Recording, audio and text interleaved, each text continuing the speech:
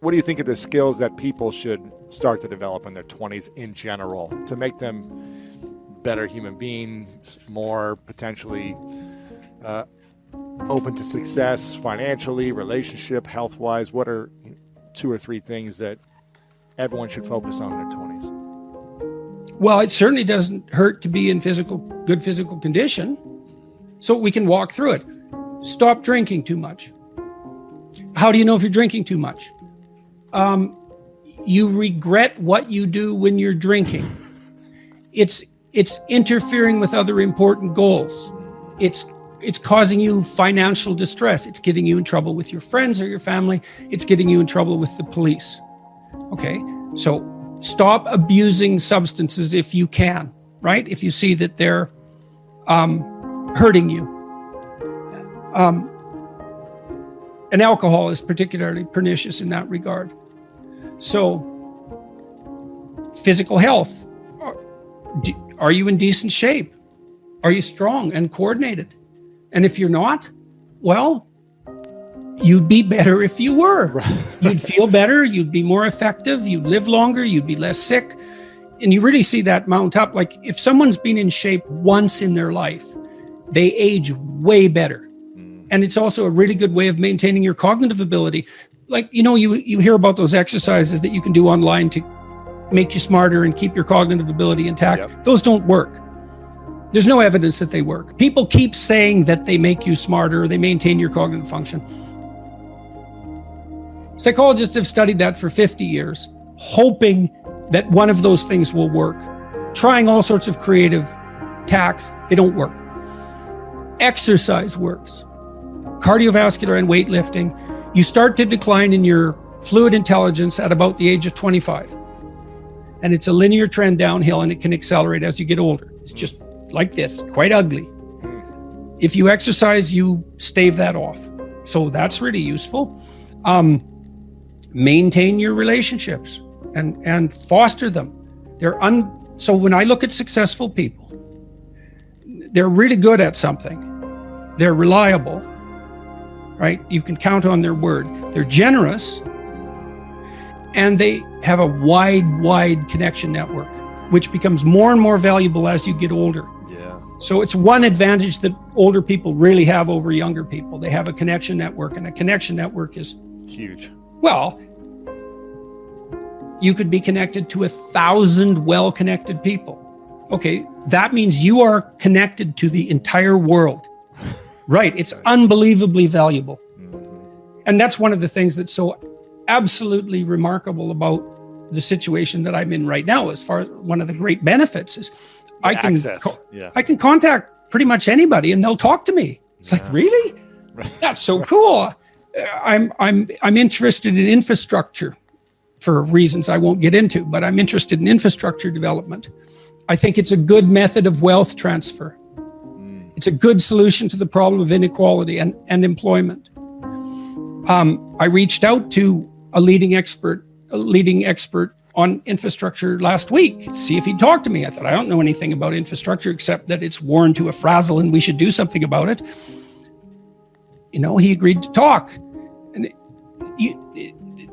having a connection network is of inestimable value. It's huge. Reliability, generosity, you can work on both of those. Philosophical sophistication, it's very useful because it orients you properly.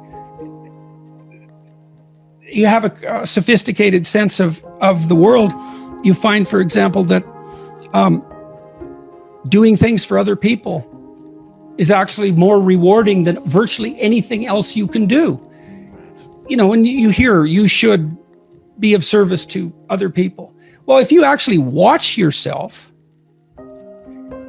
you pay attention to yourself and you do something that helps someone else and it genuinely helps them, I defy you to find another experience that is that satisfying. It's actually quite stunning how satisfying that is. And so that's a very useful thing to realize. Why is that such a satisfying thing for human beings? There's no better strategy for There's no better life strategy. I mean, imagine, I could give you a quick sort of technical example. So imagine I take two people and I say, okay, I'm going to give you $100 and you have to give some of it to the person right beside you. And they can either agree or disagree with the split, but if they disagree, you don't get anything. Okay, so a classical economist would say that the person should take the 100, offer the person next to them $1, and the person should accept it because why not? They get $1 instead of nothing. And that's the solution. But what happens is that if you don't offer that other person something close to 50-50, they're likely to tell you to go to hell. Yes, yeah. very. And then you think, get nothing. You get nothing too. You think, well, why would people do that? Because they just reject $50 and who cares? And the answer is, well, we don't just play one game with other people. We play a repeating game. And so imagine we did this. So imagine it's a crowd and they're all watching you. And I offer you $100 and you have to share it with the person next to you. And you say, would you like to take $70? And the person says, well, I'm not sure that's fair to you, but if it's okay, yes. But then everyone else sees that.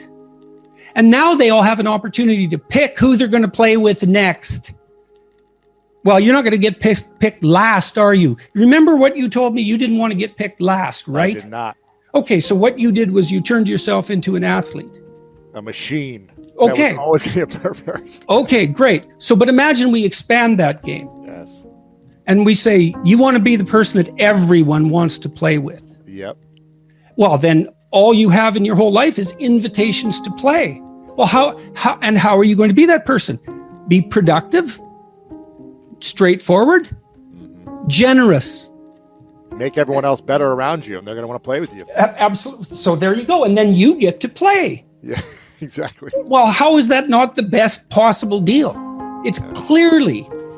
See, so the if the ethical argument is put properly, it is by far the most compelling argument.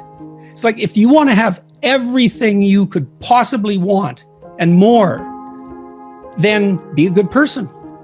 The better a person you are, the more likely that is to happen. That doesn't mean that you're completely protected against getting cut off at the knees, but there's no better strategy. That's it. And you can even think about it selfishly, and I talk about this to some degree in Beyond Order. Let's say that you want to be selfish. You think that's the best possible strategy. Why should I care about others? Okay, let's say you should only act in your own best interest. Well, then it's like, well, what's your best interest? Well, what does interest mean and what does you mean? What's in your best interest? Your best interest. 3 mysteries. What's best, what's interest? Okay. Well, there's you, but you aren't just you right now. You're you, and you tomorrow, and you next week, and you next month, and you in 5 years, and you in 10 years, and you when you're a pensioner. You're a community of selves stretched across time. And so if you were enlightened and selfish, you would act in a manner that would benefit that entire community across time. And I don't think that's any different than acting on the best possible part for other people. I think they're the same problem. So I think as soon as human beings discovered the future, we were no longer singular individuals. We were instantly each a community. And then the community ethic prevails. And the community ethic is, I want to win in a way that makes you win.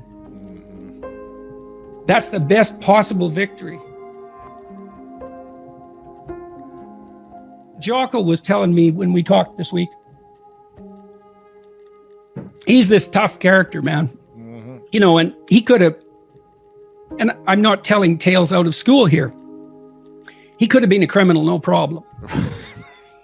And he knows that perfectly well. And I'm not saying, I'm not saying that as a slur on his character, partly because I believe the Nietzschean dictum that a lot of morality is just cowardice.